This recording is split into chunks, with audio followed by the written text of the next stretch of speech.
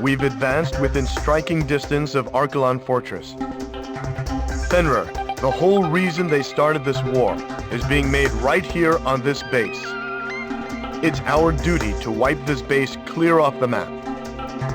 The HPM has been transported to Archelon Fortress from Cobalt Cave, and it appears it has already been fitted to Fenrir. The weapon works by emitting microwaves from both Fenrir and Archelon Fortress to create an overlapping field effect, detonating all fuel caught in between. Fly too slow for too long, and you'll be tracked by the targeting system. If you don't escape quickly, your fuel tank will explode. Thankfully, the targeting system has been impaired by the destruction of the satellite targeting facility at Cobalt Cave. Even with the targeting system impaired, the HPM still poses a threat. Be careful. We've also received intel that the Archelon Fortress is equipped with the same type of shock cannon employed on the Gleipnir.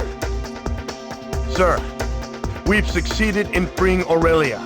The war should have already been over for us. But someone has to put an end to this. Just make sure you come back alive.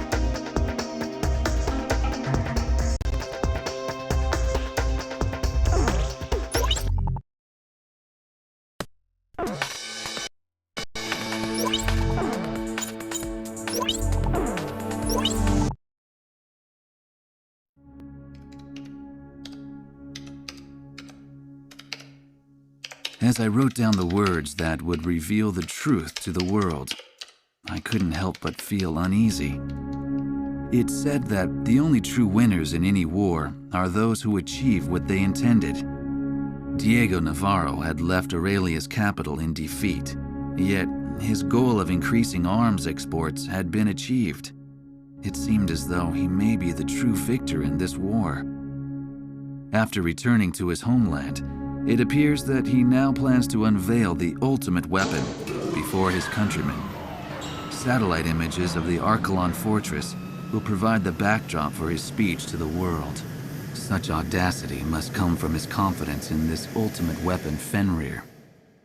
There's no such thing as a foolproof plan, I whispered to myself as I watched the sun slowly wheel across the sky overhead. Even the country's hero, still in the heat of battle, hadn't returned home for the celebration of victory.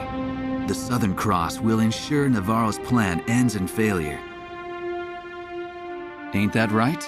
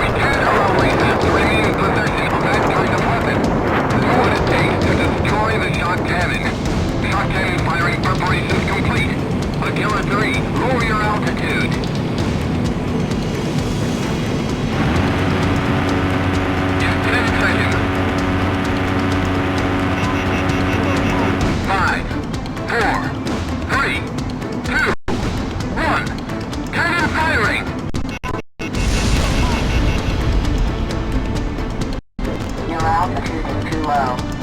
Call up. Aquila 3's been hit! Damn it, we've lost him! Destroy the shock cannon!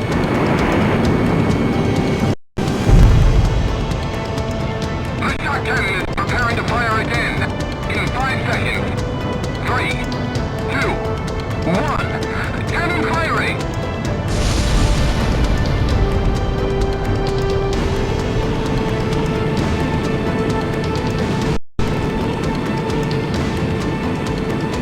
Shock cannon firing preparations complete.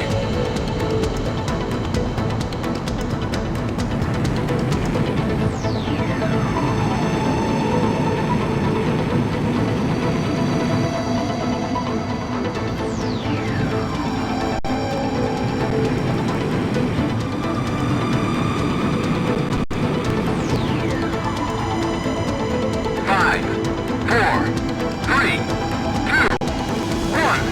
Cannon firing! Watch out! This cannon's firing time is shorter than the airborne fortresses.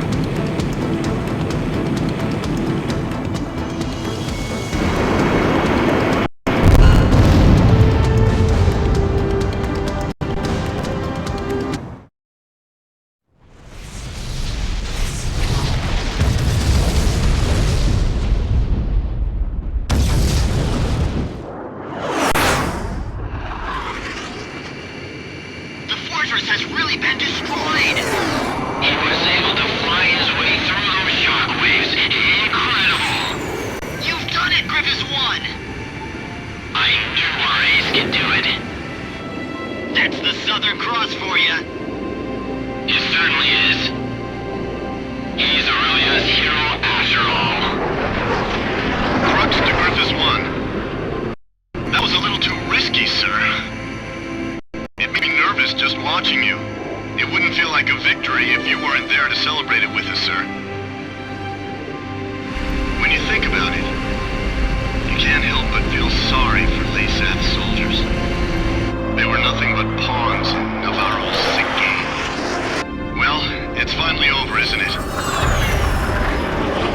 Let's head home. To Aurelia.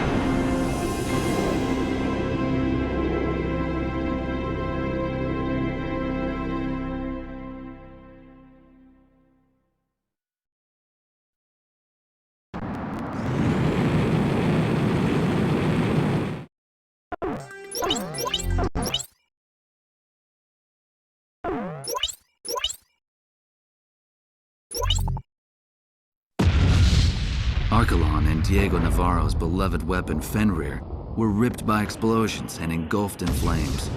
While these images flashed on the screen, the eyes of the press watched as the enraged citizens of Laysath stormed in on commanding officer Diego Navarro. When the rage of the thousands had finally subsided, it is said that there was nothing left but the shattered remains of Fenrir. It's ironic that the stage for the unveiling of his greatest triumph would be his ultimate undoing. When it was all over, I tried to get an interview with the Southern Cross, only to find that he had already returned to Cape Aubrey. He said he's never really liked hot weather. Eugene Solano, the young radio operator, answered sheepishly. Peace had returned to Griswold, and it was now covered in the colors of the Christmas season. I went ahead and bought myself a figure of Santa, the kind that I could only find here. Albert, I thought you couldn't stand the Southern Hemisphere. A fellow reporter said to me as he saw the Santa figure, a memento of this Southern Hemisphere of backward seasons. I like the design, I said as I embarrassingly showed it to him. It bore the emblem of the Southern Cross.